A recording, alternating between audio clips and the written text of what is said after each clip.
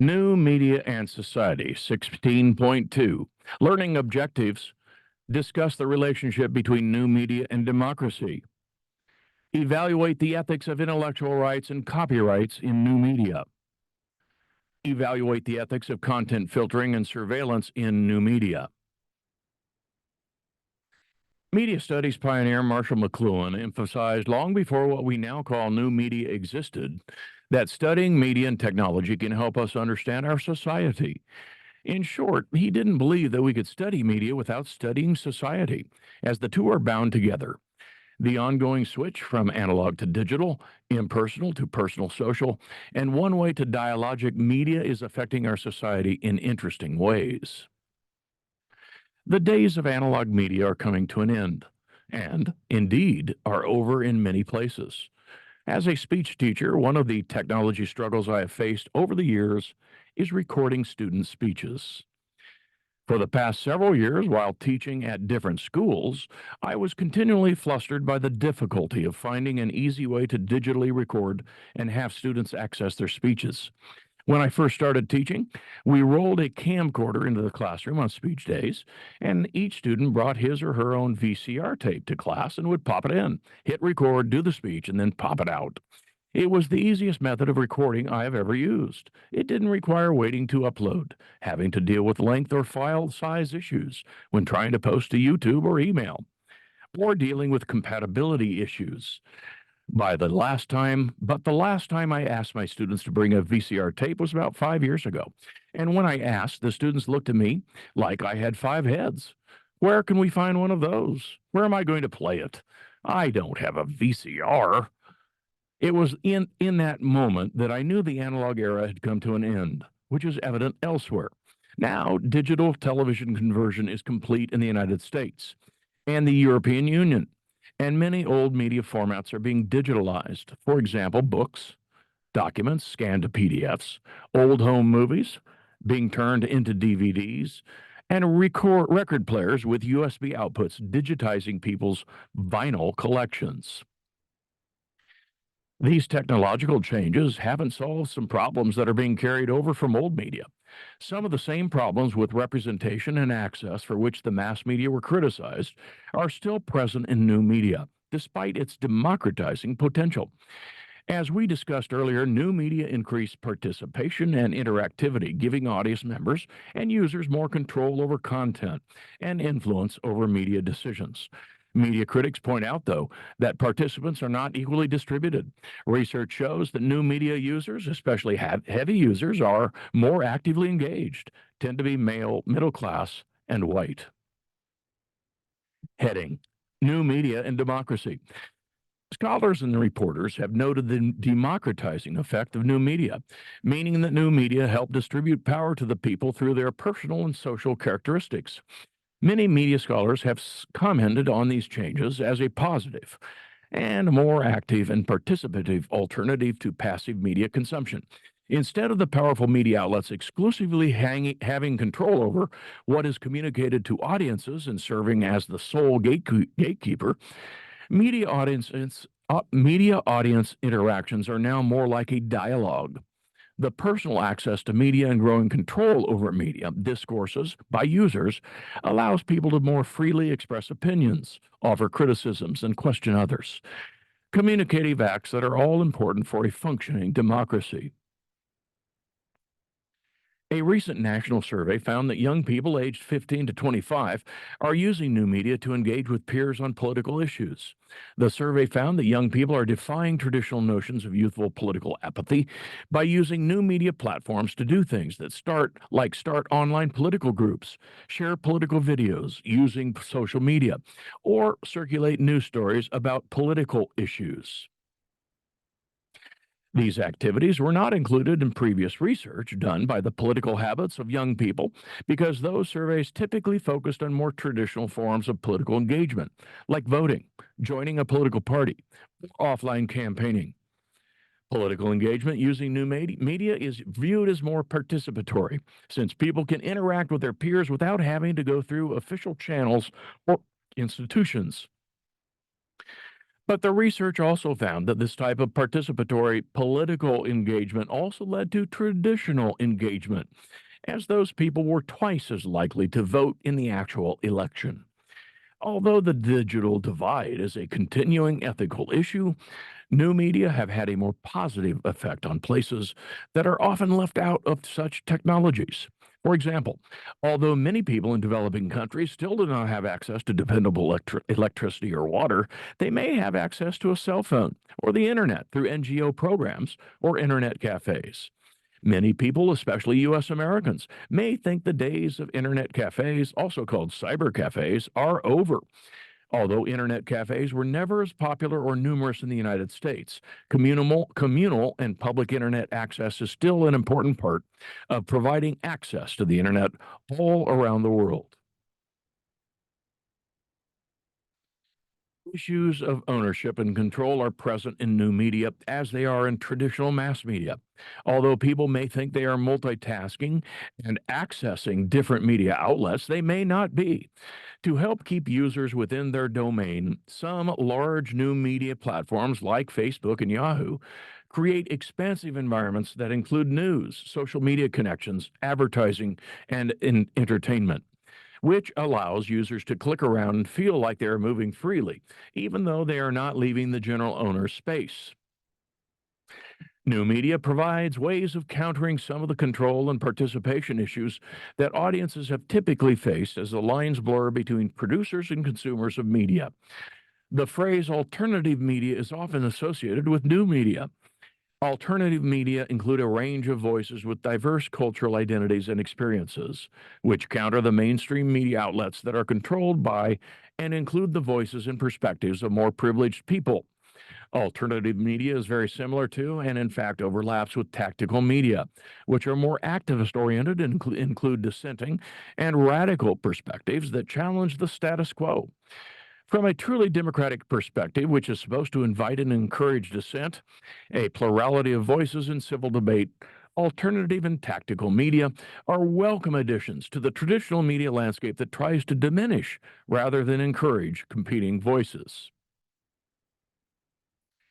Blogs were the earliest manifestation of Web 2.0 and marked the beginning of the turn to more user generated content and the democratization of information gathering and sharing.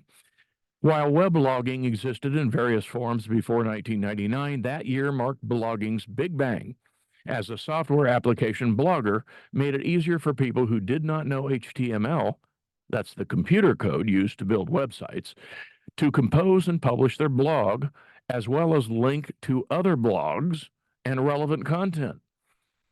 Just as then, today's blogs provide information that varies in terms of depth, quality, and credibility. Blogs that are most relevant to our discussion of democracy are those whose authors engage in citizen journalism and or gatewatching. Blogs are an accessible and popular outlet for citizen journalism, which is reporting done by individuals or small groups outside of the media establishment as a corrective to mainstream journalism, which may inaccurately report or underreport a story. Citizen journalists increasingly play a part in shaping local and national discussions of news and have received positive and negative evaluations from mainstream media and audiences. One corrective function of alternative media and citizen journalists is the gatewatching function. Recall that earlier we discussed the gatekeeping function of mass media, through which reporters, editors, executives, and advertisers influence what content and how much of it makes it to the audience. Citizen journalists revised this notion to be more actively involved in the process. So, gatewatching refers to a media criticism practice that seeks to correct and expand mainstream media reporting. These citizen journalists look for stories or information that will be relevant to their often smaller, more niche audiences. Since many people use new media to access information, they seek out information specifically targeted toward their interests and needs. New media make this type of micromedia a viable alternative to mass media. The citizen journalists then transmit that information to their audience through a blog or microblog, such as Twitter. In this sense, they act as gatewatchers for the mass media and serve the traditional gatekeeper function for their niche audiences. They may comment on how one media outlet covered a story while another did not, or how one outlet used more credible sources than the other. They may also critique a media outlet for shallow coverage or over coverage. Interestingly, the information generated by these citizen journalists increasingly influences the mainstream media's coverage. Stories that may not have been picked up by a major media outlet now get covered after they received much attention through new and social media. People in such cases may demand that major media outlets cover the story, or the outlet may choose to cover it on their own to capitalize on the popularity of the story. Heading: New Media and Ethics. If you buy a song from iTunes, should you be able to play it on any device you wish? Should ideas or knowledge that can lead to positive change for many people, like an approach to international conflict mediation or a scientific discovery that could lead to a new life-saving medication, be protected and kept from the public through intellectual property laws? How much information and creative work should be available in the public domain to help further knowledge and inspire further innovation and creativity? How much of it, how much of that should be protected? These questions aren't easy to answer, and many questions spark controversy as they bring up issues of censorship and information control. Censorship, which is the suppression, limiting, or deleting of speech, is an issue that predates the advent of mass media and new media, but one that has become more prevalent as the amount access to and diversity of information has increased. Censorship is based on the notion of freedom of speech, which is a foundational principle of the U.S. Constitution and was declared a universal human right by the United Nations. I have chosen to discuss censorship in the section on new media because the internet, which is the basis for most new media, has been envisioned as an avenue toward and an outlet for more free speech. Censorship is enacted and free speech limited in two primary ways on the internet: through intellectual property rights and copyrights, and through filtering by governments or other entities. Heading: Intellectual property rights and copyrights. As we learned earlier, one of the technological changes that made the birth and explosion of new media possible is the near universal compatibility of digital content.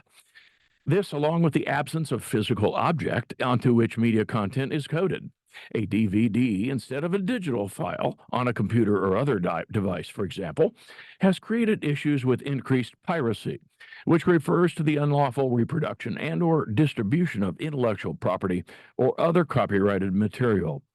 This problem gained much attention following the mass popularity of the peer-to-peer P2P file sharing program Napster. Despite the numerous lawsuits and legal challenges that Napster faced, P2P file sharing programs like LimeWire, Vooz, and BitTorrent became the new way to legally and illegally share files ranging from software to video games, documents, books, music, and movies. Once anything is digitized and makes its way to one of these networks, it becomes nearly impossible to control or limit its circulation. For example, media corporations and law enforcement and government agencies have tried to prosecute individuals, require internet service providers to take action against users who illegally download materials or visit suspect sites, or shut down domain names based in the United States. None of these measures has been very effective, especially for sites based outside of the United States. But a renewed effort on the part of interest groups that represent the entertainment industry led to the introduction of two pieces of legislation that stirred up quite a backlash: the Stop Online Piracy Act and the Protect IP Act were introduced into the House of Representatives and the Senate in order to make it more difficult for sites in the United States and abroad to distribute pirated copyright materials ranging from movies to music to digital books. Although many people applaud the effort to stop the circulation of pirated material, many were also afraid that the regulations could lead to restrictions on other forms of information circulation, such as open source sharing and crowdsourcing. To protect and raise awareness of these laws, several high-profile sites and hundreds of other online supporters engaged in the largest act of cyber protest to date. On January 18, 2012, sites like Wikipedia, Google, and Craigslist went black, limited content, or displayed information about SOPA and PIPA.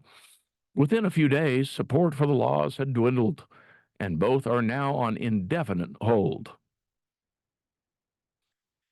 Most new media scholars and commentators do not question the fact that some information should be protected as intellectual property, and that many artistic creations should be copyrighted. Such practices help ensure that innovation and creativity are recognized, and that the people who create them are duly compensated. Such protections actually help promote and protect freedom of speech and provide an incentive for people to expend considerable time and effort to produce innovative, creative products and exchange ideas and art that circulate and enhance our society. Intellectual property rights and protections are newer and more difficult to enforce and even define than our copyrights. After all, putting protections rather, on knowledge or information is more ambiguous than putting a copyright on a discrete item like a book or a song. In the realm of academia, especially, the philosophy of open and shared knowledge has been applied to academic research and scholarship. Ideas and findings are free to circulate and be used and adapted. For example, with the proper citation and or credit given, in order to further knowledge and provide a system of transparency and accountability. Corporations and companies have long had a more closed policy to knowledge and information, keeping many product ideas and designs to help themselves and considering them proprietary information. Such practices, including issuing patents for inventions or considering certain information confidential, help keep individuals and businesses striving for better and or more competitive products or ideas. The increase in corporate-like application of such protections to intellectual property in academia and other scientific ideas that were historically more open and collaborative has received much criticism. To reiterate, these issues exist independently of new media, but the fact that most ideas and creations are now in digital form, and the internet provides for sharing and then rapid and uncontrollable diffusion of such material, is what creates the issue relevant to our discussion. And the issue of enforcement is what brings us back to the notion and ethics of censorship. One way such protections have been enforced is by actually building new codes directly into the content or technology. Again, this alone isn't enough to constitute an ethical violation, but one media scholar and critic sums up the oppositional view of such practices in the following statement, quote, "Many believe the restrictions are leading to the suffocation of works in the public domain for scholarship and a wholesale erosion of the global commons of information," end quote. The main criticism in terms of infringement on intellectual work rests on the increase in copyrights and intellectual property laws, on the circulation of academic findings and publications. The internet is seen by many as a tool to enhance academic research and sharing and a place for collaboration. But such laws have limited or shut down some academic databases and circulation of electronic journals and articles. The main criticism in terms of infringement or creative work rests on the loss of revenue for artists, authors, and musicians whose works are pirated and losses for their representatives, such as distributors, record labels, or movie studios. Since piracy, which is the illegal or unauthorized reproduction of a copyrighted product, hasn't been successfully curtailed through threats of prosecution, the codes that I mentioned earlier have become the new means of protection. This practice, called digital rights management, DRM, involves embedding device or program-specific codes into a digital product that limit its ability to be reproduced and or used on multiple devices. DRM has raised much concern and controversy. I'm sure we've all been frustrated that we can't get a song we downloaded from iTunes to play on a non-approved device, or experienced the annoyed and unintended effects of DRM. Even though that content belongs to us and we bought it legally, we are not able to take advantage of the portability and cross-platform compatibility that we learned earlier is so characteristic of new media. The use of these codes is critiqued because they limit choice for those who illegally and or rightfully purchase the content and because they lead to a dependency on certain companies, usually large, powerful ones like Microsoft or Apple, which can limit the ability of people, especially those who are already marginalized in terms of socioeconomic status, to access and use certain technology or products. Heading: Content Filtering and Surveillance. Research shows that internet content filtering is increasing as new technologies allow governments and other entities to effectively target and block internet users from accessing undesirable information. For example, in 2002, only two countries, China and Saudi Arabia, were known to actively filter internet content within their borders. Presently, many more countries, including the United States, engage in such content filtering. Content filtering can happen at different levels.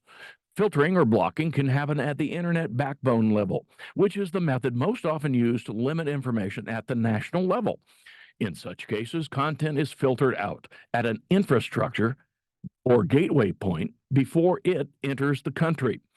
Internet service providers can also block or censor content at the request of governments or other groups. Institutions can block certain content using software or other technical means. This type of blocking may be carried out to meet the objectives or values of a particular institution. For example, to block sexually explicit information from school computers. Finally, censorship can occur at the individual computer level. In such cases, parents or others may want to control the information available with filtering software that is customizable. Typically, blocked content includes pornography or other materials deemed sexually explicit, information deemed harmful to national security or public safety. Example: bomb-making information, and information that challenges a government or regime's power. Bahrain was reported to make the most substantial increase in filtering of any country, as it limited many social, religious, political, and human rights sites. In terms of politics and human rights blocking, China blocked access to Twitter in the lead up to the 20-year anniversary of the Tiananmen Square protests. Saudi Arabia has taken a more targeted approach by blocking the accounts of two prominent human rights activists. Religiously offensive material can also be blocked as evidenced by Pakistan's practice of blocking information that is offensive to Islam. The Getting Critical feature explores in more detail the often controversial practice of censorship for religious reasons. To further limit information, some governments also block access to foreign news or information from human rights organizations. Blocking software can now also limit access to translation sites, which a person could use to get around the filtering, since most of the information that is blocked is in the native language of the country. This was the case in Bahrain, which blocked access to Google Translate in 2009. Web access can also be limited due to security reasons. In 2009, the U.S. Marines announced that soldiers would no longer have access to social media networks because they can lead to cyber attacks or allow people to leak information. Some of the major critiques of this practice include the collusion of corporations who own certain internet platforms with governments that block content. For example, a company could turn over, at the request of the government, logs or archives of information about the internet use of a dissident. At the request of the Chinese government, Yahoo turned over email records of 3 people, which led to their arrest. Additionally, people have raised concerns about the fact that U.S. companies supply many of these countries with whom the United States doesn't have relationships with, or with whom those relations are strained, with the software that is then used in ways that go against U.S. and UN policies for the protection of free speech and human rights. Electronic espionage. It has been around since communication technologies like the telegraph, sound recording devices, and radios were invented. Many countries, including the United States, have long had limitations on and protections against the use of electronic surveillance on U.S. citizens. But after 9/11, these restrictions have been lessened, loosely interpreted, or only selectively enforced. With new media come new opportunities for electronic surveillance. Internet-based wiretaps, the unauthorized and unknown monitoring or collection of email, web surfing data, or even keyboard strokes are now employed, and that information may be shared with law enforcement or intelligence agencies. Such surveillance techniques are not just used by government or intelligence agencies, they are also used by companies. If you're like many others and me, you are now used to clicking accept on those lengthy terms of user agreements and privacy policies without looking at them. What we may not know and may not care about is that who and whatever is asking us for our agreement or disagreement may want to track our usage of their program or product. Sometimes this tracking is meant to improve the functionality of the product or to connect us with the services that we or the program has identified as useful or relevant to us. The amount of data that exists on each one of us is now astounding. And more web users are demanding that browsers and other internet services allow them to either opt out of tracking or monitor who is tracking them. A recent add-on called Collusion for Mozilla's Firefox has received attention for allowing users to visualize who is tracking them in real time.